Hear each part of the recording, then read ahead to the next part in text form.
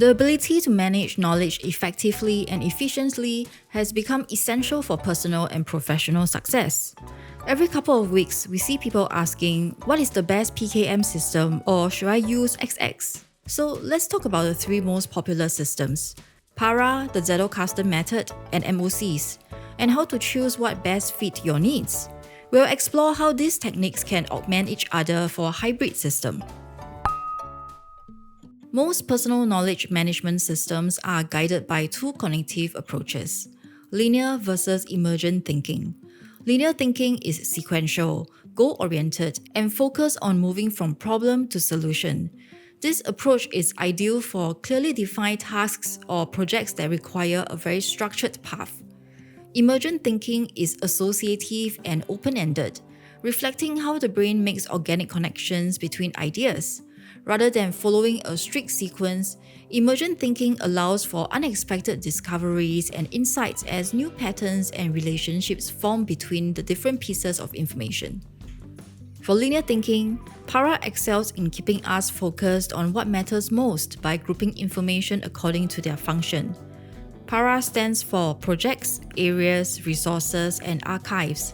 It's a simple hierarchical system for organizing information and tasks. Tiago Forte created this system as part of his Building a Second Brain methodology. The 4 root folders are split into 2 main categories: actionables and references. Projects and areas store information that you want to work on, sorted by their time frame. Projects are for short-term, goal-oriented work with a clear outcome, such as Q4 Analytics Report or 2025 Brand Refresh. Areas are for long-term or ongoing work that doesn't really have a specific end date or outcome, such as health or mortgage. For example, if you are a team lead in a consultancy, client work will be filed under projects, while ongoing responsibilities, such as team management, are stored under areas. Resources and archive are for our reference. Resource is for general information that may be useful in the future but doesn't fall into any current project or area, such as interesting articles, templates, or guides. Archives is for projects and areas that have been completed and outdated resources. So once a project is done or an area is no longer a focus, these subfolders are moved into archive for safekeeping. Overall, projects and areas will be accessed most frequently as they are current, and resources and archives are on a need-to basis. Because PARA is guided by linear thinking, it is most effective when applied to tasks that can be easily defined and has very visible organization parameters. Its strict hierarchy is excellent for straightforward scenarios to keep all your information neat and tidy, especially when we have multiple concurrent tasks and need to locate or pick up things quickly. However, because of its linear nature, PARA is not ideal for organic or generative work such as knowledge development. For that, let's look at the Zettelkasten Method. The Zettelkasten Method, created by Niklas Luhmann, is focused on developing a long-term knowledge repository.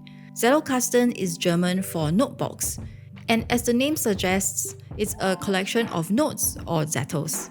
The core principle of the Zettelkasten method is modularity.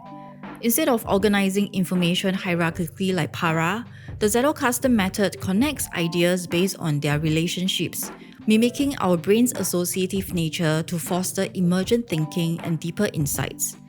We start by creating Zettels using first principles thinking. Each core concept or thought is captured either on an index card or a digital note. The Zettel is then assigned a unique ID based on which idea it most closely relates to in your existing Zettelkasten.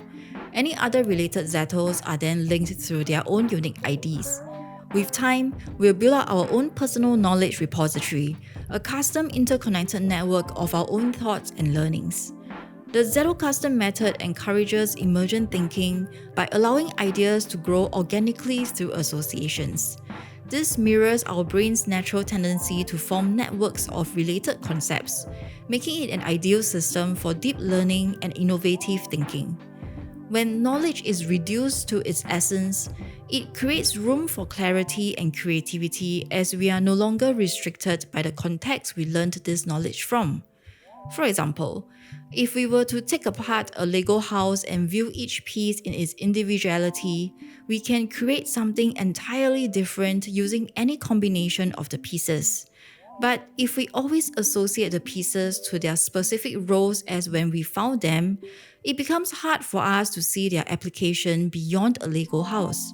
A sloped brick will always be a roof when it could be part of a skirt or a pair of flippers. Due to its evolving nature, the Zettelkasten method is best used for scenarios where a large amount of information needs to be synthesized over time. This could be research, knowledge work, or academic studies. Lastly, we have the linking your thinking or LEAD method, developed by Nick Milo. LEAD is not really a PKM system but a navigation framework. It provides an additional layer of structure by creating hub nodes called maps of content or MOCs that centralize related ideas. In its essence, it's an index page that provides links to all related documents and notes, similar to visualizing text. MOCs are useful for retrieval and discovery of information as it provides a bird's eye view of the various topics. And it is a very useful augmentation for both Para and the Zettelkasten method.